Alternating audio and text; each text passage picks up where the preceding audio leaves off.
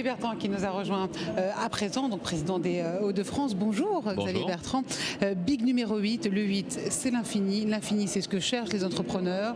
Sauf que les entrepreneurs, ils sont dans une phase justement où ils cherchent une nouvelle vie, peut-être une métamorphose, d'où le thème actuel. C'est important pour vous, la métamorphose ? C'est un sacré bon terme, parce que dans les Hauts-de-France, on voit bien, on a une métamorphose de l'économie. On est dans une décennie de transformation, de transition. Et ce que nous souhaitons faire, c'est qu'on soit à la pointe de cette transformation, de cette métamorphose. Dans tous les domaines, c'est vrai sur les transports, les infrastructures, c'est vrai aussi sur le cœur de notre économie. Et sur tous ces sujets-là, moi ce que je voudrais, c'est qu'on ne se dise plus « Oh, les Hauts-de-France, quand même, vous résistez bien, vous avez eu des difficultés ». Non, c'est qu'à la fin de cette décennie, on se dit « C'est la région dans laquelle ça vaut la peine d'être et d'investir ». Enfin, c'est une région dynamique quand même. Oui, mais j'en veux plus encore. Vous savez, en matière d'emploi, je suis mort de faim. Le chômage a baissé beaucoup plus que dans les autres régions, mais il reste trop élevé et je suis mort de faim. Et on se bat en permanence, quelle que soit la taille des entreprises, quels que soient les secteurs d'activité. Quand il y a des entreprises qui ont des difficultés, des problèmes ou des projets, on se bat. Et c'est véritablement l'ADN des Hauts-de-France. Mais quels sont les outils justement? Quelle est votre recette pour que ça aille mieux chez vous qu'ailleurs? Il y a plusieurs choses. Ouais. Déjà, il y a les compétences de la région. La première des compétences de la région, c'est l'économie. Vous savez, il y a toujours eu plein de lois en France, on a un millefeuille compliqué, mais il y a une chose qui est claire. Le chef de file pour l'action économique, c'est le conseil régional. Voilà. Donc il y a à la fois les aides pour permettre des implantations, et puis il y a aussi les aides sur la formation, sur le capital humain. Donc l'accompagnement. Former des demandeurs d'emploi, et pas seulement. Dans la région, on aide aussi les entreprises qui veulent mieux former leurs salariés à pouvoir le faire avec des financements région. D'accord. Et puis ensuite, il y a aussi un autre rôle. C'est un rôle un petit peu d'avocat, de lobbyiste de l'entreprise. C'est ce que je fais notamment en ce moment où je me bats pour qu'on obtienne vraiment un bouclier tarifaire énergie pour nos entreprises.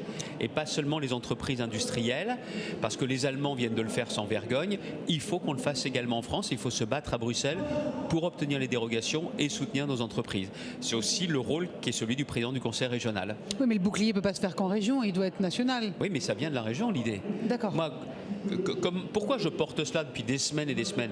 Parce que les entrepreneurs dans ma région ont été les premiers à m'alerter en disant il y a un sujet avec nos contrats d'énergie.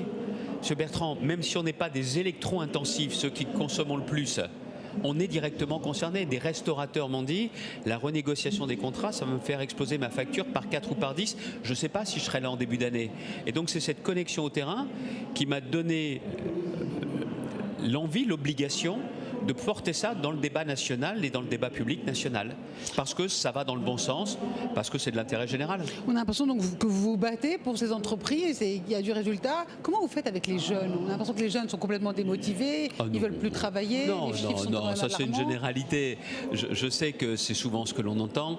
Moi je vois les jeunes, j'étais notamment dans un CFA cette semaine où j'avais des jeunes qui ne voulaient pas seulement être apprentis ou salariés. Certains voulaient aussi monter leur boîte, monter leur entreprise. Donc ils ont la niaque. Bien sûr, bien sûr. Tous les jeunes ne sont pas avec cette idée qu'ils sont passifs ou que le travail n'est pas intéressant. Ce qu'ils veulent, c'est donner du sens à leur vie, du sens au travail. Mais de toute façon, ils savent bien que pour réussir, c'est le travail, c'est l'entreprise. L'entreprise pour y travailler ou l'entreprise pour la créer. Vous savez, je viens du monde de l'entreprise. Ça fait maintenant un certain nombre d'années. Mais plus que des réflexes, c'est une tournure d'esprit qu'on n'oublie jamais. Et ça montre aussi une chose, c'est que la politique doit renouer avec l'obligation de résultat. Voilà. De résultats, comme un entrepreneur. Alors justement, vous parlez d'obligation de résultats, vous parlez d'entrepreneuriat régional et national. Quelle est la problématique avec l'international? Est-ce que quand on investit et quand on est entrepreneur dans les Hauts-de-France, on rêve d'international comme beaucoup de sociétés le font maintenant? Parce qu'on est forcément tourné vers l'international. La région, dans ses atouts, elle a d'une part l'ouverture sur l'Europe et l'international. Voilà. Elle a l'ouverture sur le littoral avec ses ports, Boulogne, Calais, Dunkerque. Elle a l'ouverture sur la région la plus riche d'Europe, l'Île-de-France. Elle a une population jeune et elle a des infrastructures de qualité qu'on va compléter avec le canal Seine-Nord-Europe. Donc on est forcément tourné vers l'international. C'est le réflexe de l'export, mais c'est aussi le réflexe d'attirer nombre d'entreprises. Ce ne sont pas les chiffres du conseil régional, mais depuis 5 ans, la région des Hauts-de-France est celle qui attire le plus d'investissements internationaux dans le domaine industriel, en termes d'emploi. C'est nous. Nous sommes la 3e région en France par la démographie, mais on est la première pour les investissements internationaux. Ce n'est pas moi qui le dis. Ernst & Young, et Business France. Vous avez un exemple d'entreprises qui sont chez vous? Corming, une entreprise Corming qui décide de s'implanter chez nous. Nous avons aussi des entreprises avec des capitaux internationaux, notamment qui viennent dans le domaine de la batterie. Oui, bien sûr. À chaque fois, ce sont des entreprises, on s'est battu pour cela, mais elles ont regardé les Hauts-de-France parce qu'on a mis en place un système d'aide, oui, je le dis, je l'assume, pour faire venir de l'emploi. Et puis on a aussi mis en place quelque chose d'un peu particulier chez nous, ce qu'on appelle un contrat d'implantation. Par contrat, tous les acteurs locaux, de l'État à la communauté de communes, sans oublier la région, on s'engage par contrat sur des délais maximum pour délivrer les autorisations. Et ça, pour beaucoup d'entreprises, je rencontrais encore une hier qui se pose la question de son implantation en France ou à l'étranger. C'est en France, ça sera dans les Hauts-de-France. C'est cette question-là qui est clé. Oui, en France, c'est quand même plus simple que dans beaucoup d'autres pays pour s'implanter. Oui, mais il y a quoi derrière tout ça? Je veux dire, en tant que vous, en tant que politique, c'est une politique de terrain, vous vous retroussez les manches, mais la finalité derrière tout ça au plus profond, c'est quoi? C'est retenir les cerveaux en France, pas qu'ils nous échappent? L'emploi, oui, mais c'est ça. Parce qu'après, ils nous échappent, les cerveaux. On voit qu'il y a beaucoup de Français qui vont à l'étranger. Est-ce que ce n'est pas la problématique de les retenir aussi quelque part? C'est pas seulement de les retenir, c'est de leur dire, faites votre vie ici, créez votre boîte ici, et puis vous voyez votre avenir ici. C'est ça qui est le plus important aujourd'hui. Et ça marche, et ça marche. Et encore une fois, vous le voyez, quand je me bats notamment pour un bouclier tarifaire énergie pour les entreprises, c'est de l'emploi. Oui. Parce qu'une entreprise saine qui met la clé sous la porte ou qui est fragilisée à cause de l'envolée des prix de l'énergie, c'est du chômage derrière. Et c'est ça que je veux pas. Et donc vous arrivez à les retenir quand même malgré tout parce que la conjoncture est quand même très fragile. Oui, mais je vous dis, je ne suis pas un magicien, mais j'essaye juste de casser les frontières qu'il y a entre le politique et l'économique.